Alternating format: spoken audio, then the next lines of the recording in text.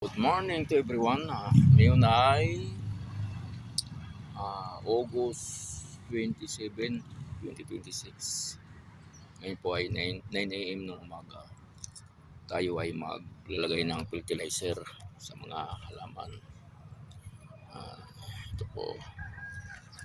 Ayan, lalagyan natin yan. Nakapaglagay na po tayo ng iba. Ayan. Ang mga ornamental ay nalagyan na po natin. Mga ornamental nalagyan na po natin. Ayan, pati itong mga fruit bearing trees ay lalagyan na rin ito. Mga ito. Yan. So, yun po ang kasama ko. Ako yung Bini. Yun. Kayo po. Hindi lang makita. Ayun. Nakakulay green.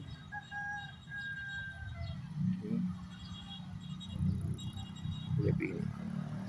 So tayo ay maglalagay ng fertilizer dito sa ating mga halaman. Ito, pati ito lalagyan na natin. Ito yung gamitin natin.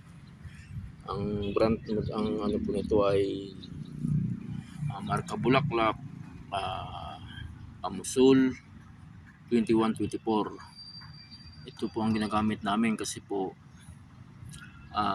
hindi naman po agad kailangan madalian na tumalab. Kailangan po kunti-kunti lang lagay kasi po mainit sa dahon, masusunog ang dahon. Kailangan kunti-kunti lang ang dagan. Hindi katulad nung ginagamit namin na complete, yung kulay green saka may blue. Yun po yung mas mabilis po, yung kailan po may kamahalan ng fertilizer na yun. Ito po ay galing sa agriculture. Galing sa agriculture to yan. Bigay ng agriculture sa amin, kaya siya namin ginagamit kasi hindi mo na bibilhin. Hindi mo na bibilhin. Ando naman po sa mga kumukuha ng idea. Ito po kasi gamit din namin sa mga fruit bearing trees at saka mga ornamental. Dala nito lahat. Pag medyo naninilaw yung dahon ng inyong halaman, lagyan nyo lang ito. Pero konti-konti lang lagay. Huwag niyong dadamihan kasi masusunog ang dahon. Masusunog. At ito po ay magandang magpaberde ng dahon ng halaman. Yung marka Bulaklak na Amusol na 2124. Yan po ang aking tip sa mga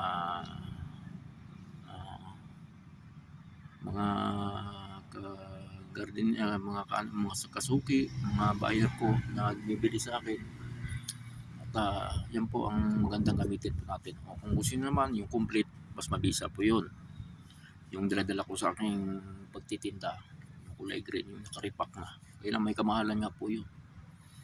Di lang 1 kilo po nun 300 po mahal po, kaya niriripa ko. Binibenta ko siya ng per pack sa pwesto.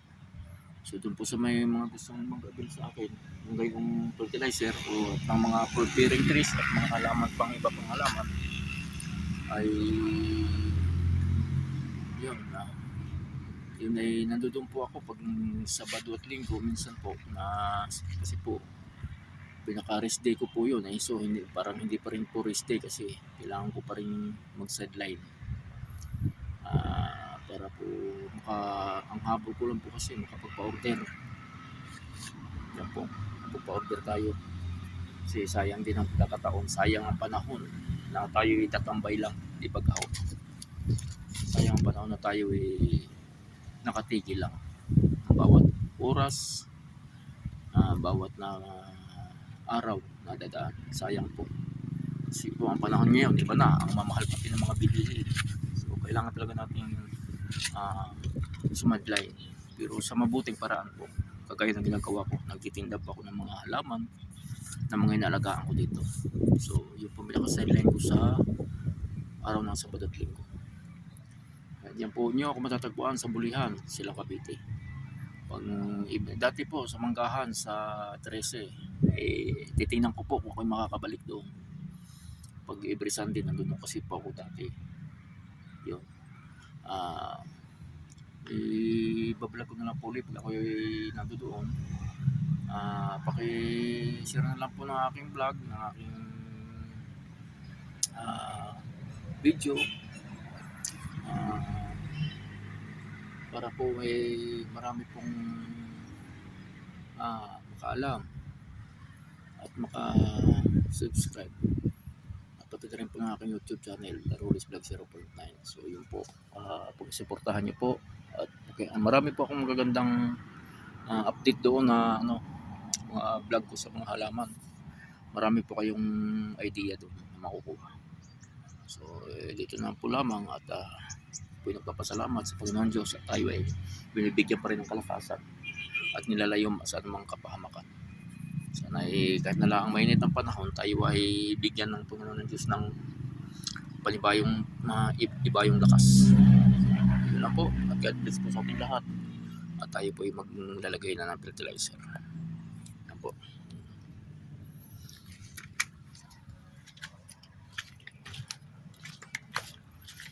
Yan po ang